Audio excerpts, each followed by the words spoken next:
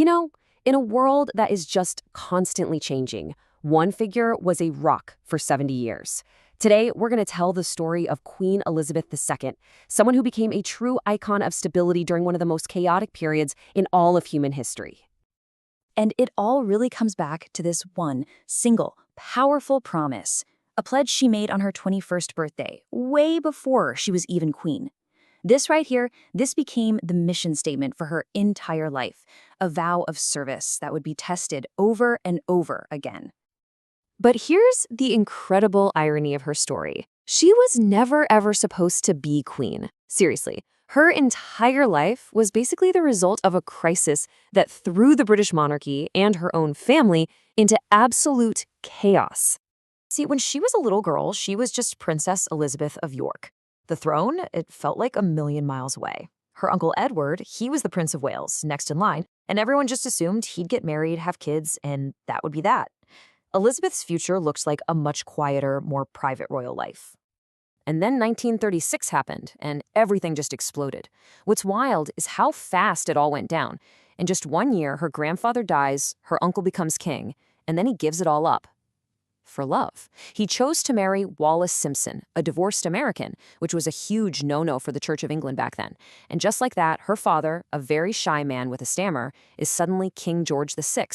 And for 10-year-old Elizabeth, well, her life was never going to be the same. She was now next in line for the throne. So you can imagine this sudden, totally unexpected destiny is what forged her character. From that moment on, this profound sense of duty was basically drilled into her. It was a duty she would spend the rest of her life preparing for, and it all led back to that famous pledge. And look, this wasn't just talk. During World War II, while she was still a princess, she rolled up her sleeves and joined the war effort. She literally trained as a driver and a mechanic, getting her hands dirty. At just 14, she was on the radio, broadcasting messages of hope to kids who had been sent away from their families. And get this, on VE Day, when the war in Europe ended, she and her sister actually snuck out of Buckingham Palace to celebrate anonymously with the crowds. I mean, this was not some out-of-touch princess. This was someone who wanted to be part of her people's experience. And that brings us right back to that vow. She was in Cape Town in 1947 on her 21st birthday, and she broadcast that promise not just to Britain, but to the entire Commonwealth. She dedicated her whole life to service. Now, she had no idea her father would pass away just 5 years later, making her queen at only 25. But her path, it was already set in stone. So what exactly was the job she was signing up for? This is super important to understand. She was a constitutional monarch. Okay, what does that mean? It means she was the head of state, right? A symbol for the whole nation, but she didn't actually have any political power. Her job was to be this unifying figure who stays above all the political drama, to advise, to encourage, and to warn the politicians, but never, ever to command them. And her reign kicked off squarely in the modern age. I mean, she let television cameras into Westminster Abbey for her coronation.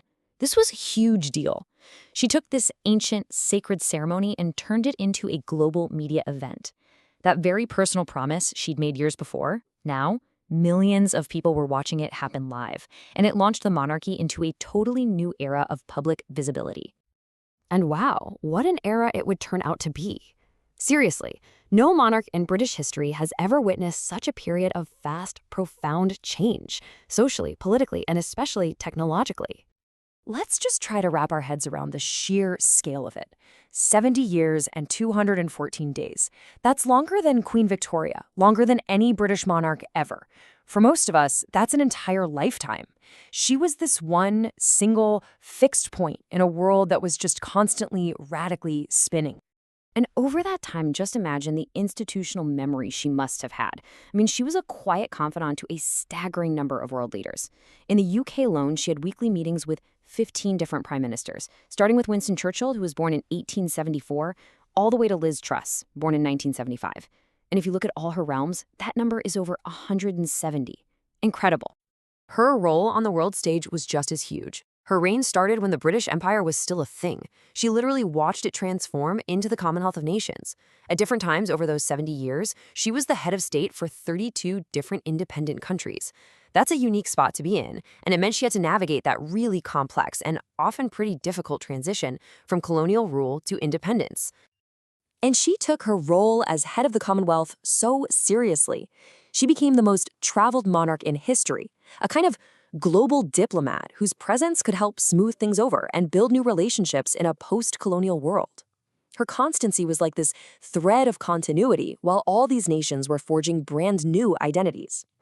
But here's the thing. While her public face was always one of unwavering calm and stability, her reign was packed with huge personal and political crises that really tested her and the monarchy itself to the absolute limit.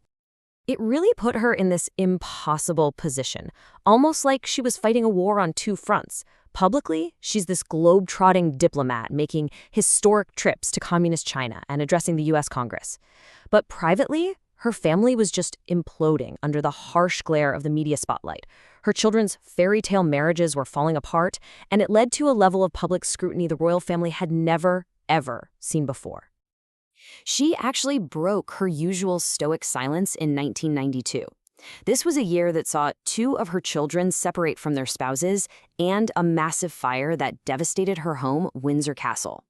In a surprisingly candid speech, she called it her annus horribilis, her horrible year. It was such a rare peek behind the curtain at the personal strain she was under. But the biggest crisis was still on the horizon. The death of Diana, Princess of Wales, in 1997 unleashed this unbelievable wave of public grief and anger. A lot of it was aimed right at the monarchy for seeming so cold and distant. At first, the family stayed hidden away at Balmoral. But as the public pressure just kept building, the Queen did something crucial. She adapted. She came back to London, went on live television, and spoke to the nation not just as their queen, but in her own words, as a grandmother. That moment was a total game changer. It diffused a national crisis and proved she could still connect with her people when it mattered most. So after making it through the absolute storm of the 90s, her later reign saw her popularity just soar. She kind of evolved into something more than just a monarch. She became a symbol of the nation itself, this beloved grandmotherly figure to the world. And you could really see this renewed affection during her jubilees, the golden in 2002, the diamond in 2012, and then of course the absolutely unprecedented Platinum Jubilee in 2022. Each one was met with this massive, public outpouring of celebration.